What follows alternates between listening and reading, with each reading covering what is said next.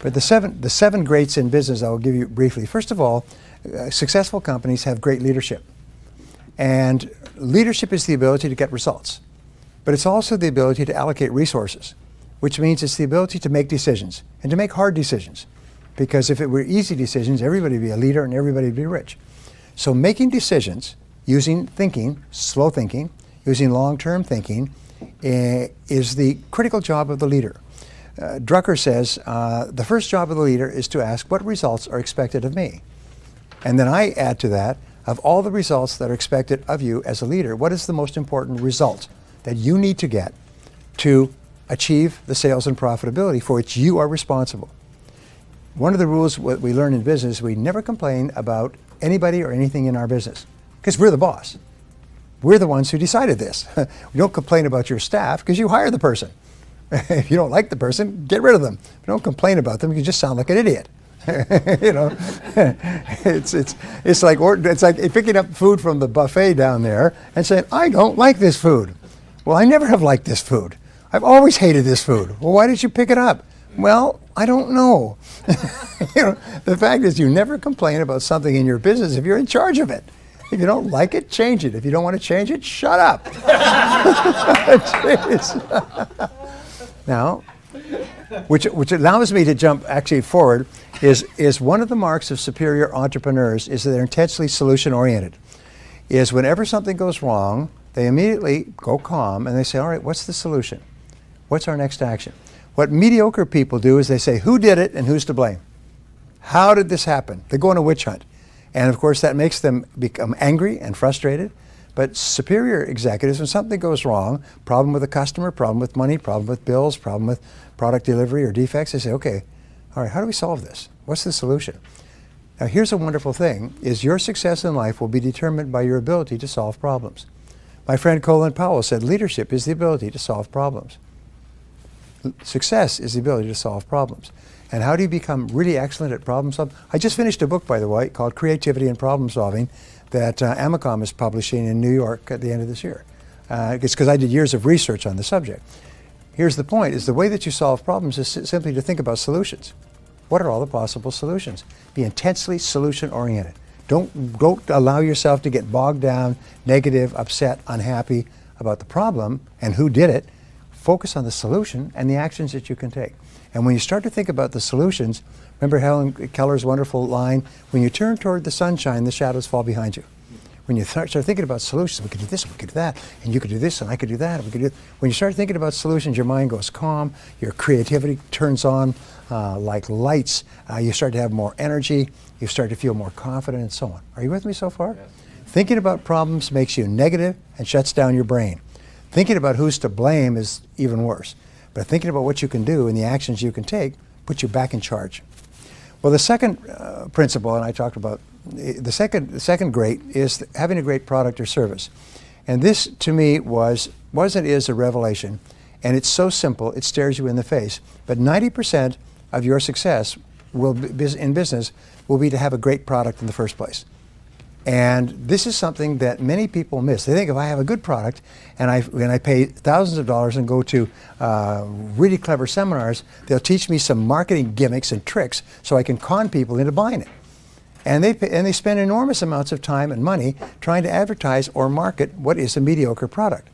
And I had a good friend, Mitch, and Mitch owned 3 first-class restaurants. And he did no advertising for the restaurants, and the restaurants were always full. And when people said, where do you want to go for dinner? Let's see if we can get into one of those restaurants. And so I asked him. I knew him very well because we worked in the same organization. Dr. Allard, my mentor, owned the 3 restaurants, and Mitch was a part owner, and he ran them. And he could just start an excellent restaurant. I said, what is your secret to promotion? How come these restaurants are always full? And he said, we always put it on the plate.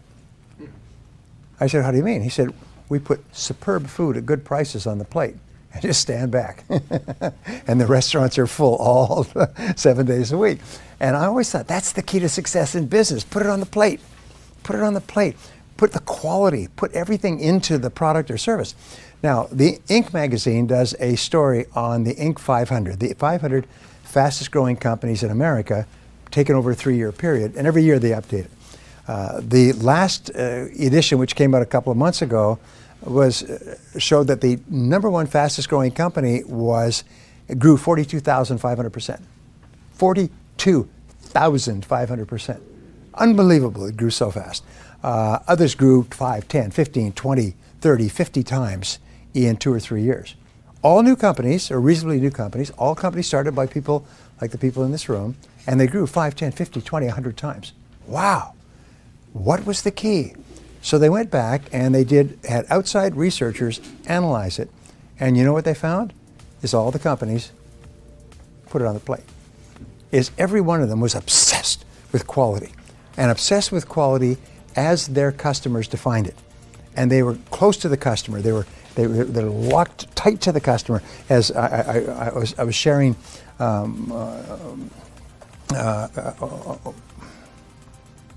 his idea about what was it called? What was your WTC? What did you say about customers? Well, like Joel, yeah, think like a customer. Sharing that on my conference today. Think like a customer. The very best companies think like a customer. What do customers want? What do customers need? And you know, the key to success is make your customers happy, and then make them happier than your competitors. And then every single day, wake up and think, how can I make my customers happier? And they went and they interviewed the CEOs of the 500 fastest growing companies, and every one of them was obsessed with customers. They thought about customers. They talked about customers. They visited customers. They called customers. They went and saw customers. They personally responded to customer complaints. They were just obsessed with it, which again repeats that 90% of your success will be the quality of your product or service. Now, how can you tell if you have a great product or service? Well, it's a very simple test, and this is the test that predicts your future more than any other test for the rest of your business career. How many people, after they have used your product or service, turn to another person and say, geez, that's a great product. Geez, that's a great service. Geez, that's a great company. Geez, those are great people. And how many people say this is a great product? What percentage? 50%, 40%? Average in America is about 30%, 35%. Top companies like Apple that come out with an iPod, an iPhone, and an iPad, people consume the product. The next time they come out with an iPhone, they sleep on the sidewalks in rows of hundreds to be the first purchasers. They come out with an iPad, they sleep, hundreds are sleeping on the sidewalks to buy it and pay outrageous amounts, and then they start showing everybody else, isn't this a great product? And then they have apps. Look at this app. Look what you can do with this app. How many people have an iPod 5, an iPhone 5? Okay? How many of you showing other people the panoramic thing? How you can take panoramic pictures. Isn't that a great concept? You know it used to cost thousands of dollars to have panoramic cameras that could take a panorama? And now you've got it in your iPhone as one of 100 or 1,000 different things it can do. So people who buy their products become their preeminent salespeople. They're running around grabbing people and bothering them and showing them the product or bragging about the product. In a movie, by the way, the movies companies only have enough advertising for the one weekend. They could take big ads for one weekend to get people into the theater quickly. After that, the movie will either grow or die by word of mouth. And your movies that are successful, by word of mouth, everybody's talking. Have you seen that movie? You've got to see that movie. Honey, I just heard about this movie at work. Let's go tonight. You weren't even planning to go to a movie. And you go there on Tuesday night and the theater's full. Have you had this experience? You see, and everybody's talking about it. The most important key to our success. So go back to the Inc. study, and I'm looking for corroborations. In the Inc. study, they had researchers say, what is the very best place for a company to invest if they want to increase their sales and profitability? And the answer came back after looking at everything else is invest in improving the quality of your product. Invest in improving the quality of your product. Make the product better and better and better. Make your customers happier and happier.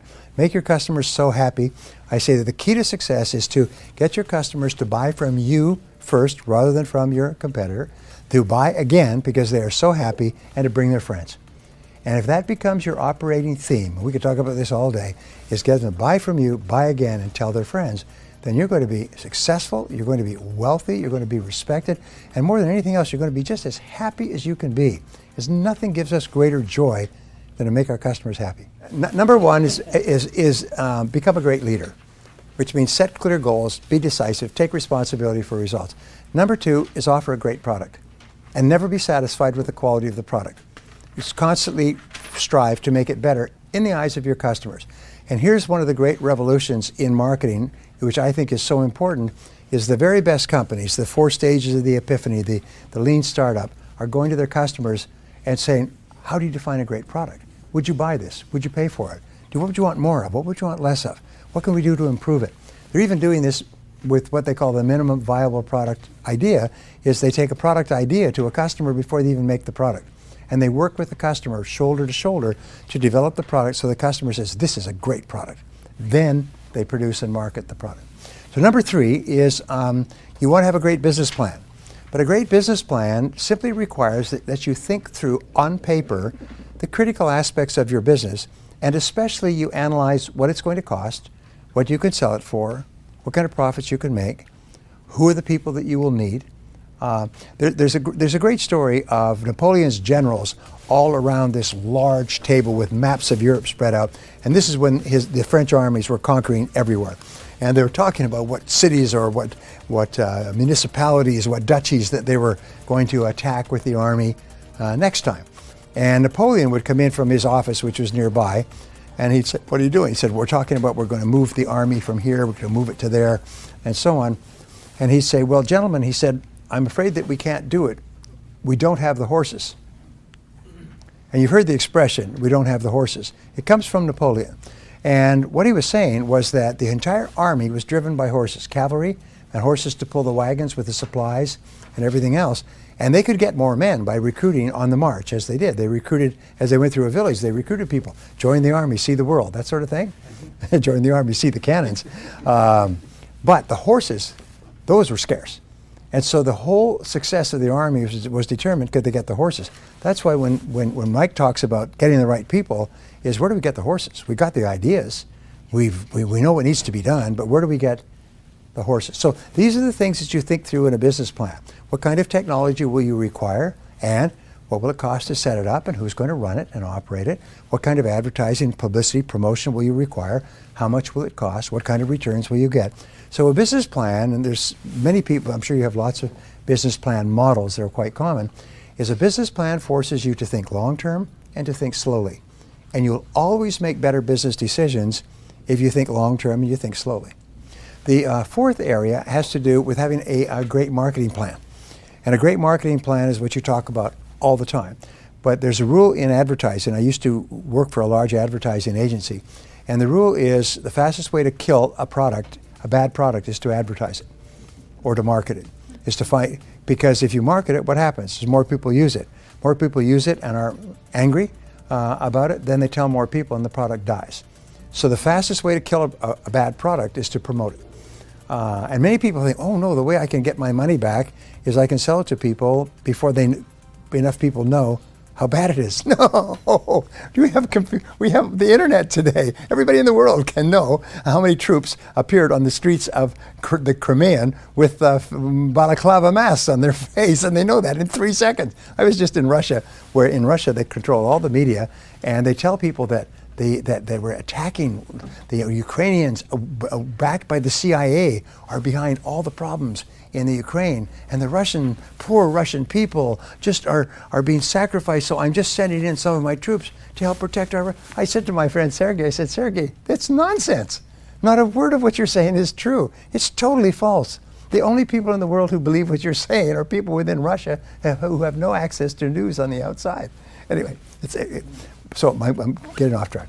My point is that marketing means how do you attract people to your product or service. There's a difference between marketing and sales. You know what it is? Imagine that I were to say to you at midday, this group, I say, is anybody here hungry? You raise your hand, all right? That's marketing. I'm interested in your product or service. I'm interested in the product or service generally. But anybody here like to save money, make money, lose weight, be happy, pick up girls, whatever it happens to be. Then the second part is, now I have a restaurant. Let me tell you why you should come to my restaurant to satisfy your hunger rather than to go to the competitors. So those are the two. It's the marketing is to attract people who raise their hand, who are interested in the benefit that your product or service offers. And selling, the conversion, is to get them to buy from you rather than from your competitors. So they are very different functions. You can't sell if you can't attract interested prospects. So marketing is a very complex process, and you guys talk about it all the time. So you need a great marketing plan. How can you tell if you have a great marketing plan? Answer is you have a steady stream of interested prospects who are calling you, emailing you, coming in your door, sleeping on the street in front of your business each night to get to be the first ones to come in the daytime. Number 5 is you need a great sales plan. And a great sales plan, of course, is a sale that consistently and predictably converts customers or converts interested people into customers. Now here's the rule. If you have a professional sales process, and 100% of all successful companies have a professional sales process. If you speak to the salesperson, I'm working with an international company that has a branch in Warsaw, and if you speak to the salesperson in Warsaw or the salesperson in Los Angeles or the salesperson in Johannesburg, 100% of them use exactly the same sales process. The first contact will be a telephone contact to offer you a benefit and to try to set up an appointment, and the words will be word for word. The reason this company did this is it almost went broke because everybody was selling their own damn way. They would say whatever fell out of their mouths whenever they ran across a prospect. And they realized that without a sales process, we have a great product, which they do, it's killing them. So they systematized the sales process. Their sales went up 1,000%. It's been proven that if you go from random selling to a proven sales process, and of course you have to debug it, you increase your sales 500% with the same number of prospects. I've seen people get their closing rates from 1 out of 10 to 9 out of 10 by simply improving the sales process. And so selling is really important. That's one of the things we focus on. Now, there's 2 more points that I want to talk about in terms of GREATS. One is generate great numbers. And this is one of the most important parts of business. All business activities and results can be expressed in numerical form. Everything, right down to the number of telephone rings or number of seconds it takes for a person phoning to make connection with a person who can help them. Jeff Bezos, who, as you see, got Best Entrepreneur Businessman of the Year, both Forbes and Fortune, they're obsessed with measuring every single activity. And they look at the seconds, the number of seconds that it takes. When we first bought from Amazon, they would advertise 5 to 7 days UPS. Today, they offer 1 to 2 days max. In cities like San Diego, where they have warehouses, you can order in the morning, it's delivered in the afternoon. Books, tapes, courses, clothes, it's Zappos overnight. They can deliver overnight. Because why? It's because they're obsessed with shortening the amount of time it takes to make customers happy. And the shorter the time, customers really value speed, and they'll pay top dollar for someone who'll make them happy faster. They've determined that. So look at the numbers. And the question is, what are the most important numbers in your business? What we teach in our longer courses is about 35 numbers in any business. Some of them are unimportant, some of them are extremely important. And there's 5 to 7 of those 35 numbers that are the A numbers, and then there's one number that's the most important number of all. And we call this, or Jim Collins, who wrote Good to Great, calls it the economic denominator. And when I started doing my coaching programs with entrepreneurs, one of the first things we taught was to identify your number. What is the most important number in your business? The number that most accurately predicts your success and your future. And most people get it wrong the first 3 to 5 times. What is your number? What is your most important number? The number that you just basically obsess with all the time. And one company went from struggle, written up in Entrepreneur magazine, went from struggling to bankruptcy. And then a friend of his asked him, what was your number? What was the number you were focused on? Well, we weren't focused on any number in particular. We didn't even hardly keep track. So they were just selling by gosh and by golly, and at the end of the day, they were bust. He had to go home and live with his mother at the age of 26. So he said, no, you have to pick a number. So he sat down and he said, and he picked a number, and it's called net contribution margin. In other words, exactly how many net dollars and cents do we make from each sale?